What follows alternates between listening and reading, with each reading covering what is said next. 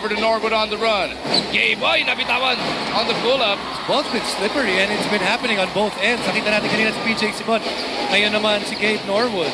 Blakely, stop and pop three. Gotta defend that. He actually is a very decent three-point shooter.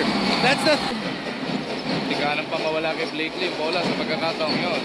Recovers just in time. James spinning against Jaire. You live with Ronje Buenafe. Underneath Rivas, nakita si Blakely. Strong finish by Marcus. Ronje Buenafe as well as Jaire. Back at James Yap. He's guarding nobody there in the middle. And he comes up with a steal. Watch out, Cubao. Oh!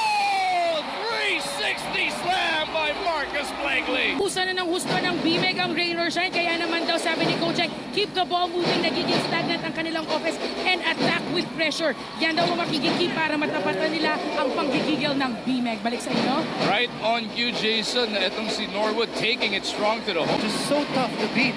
Kasi ang lalaki nila, ang dami ng shot blocker. Kita mo naman yung buwelo ni PJ Simon. Napagpapasok yung layup na yun.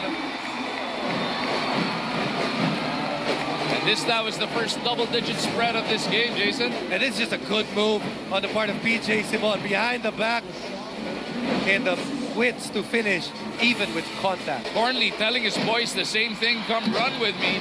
As Kinyan will miss, Jaire keeps it alive. Cornley underneath. Nice find coming from Ibanez. That's problema, na-warningan pa ng delay of game. Itong less than 5.5 remaining in this third quarter.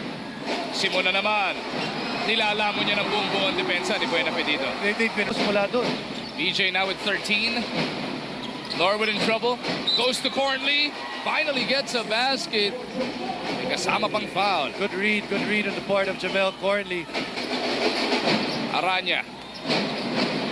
Gets it over to Jaire. Sixth attempt.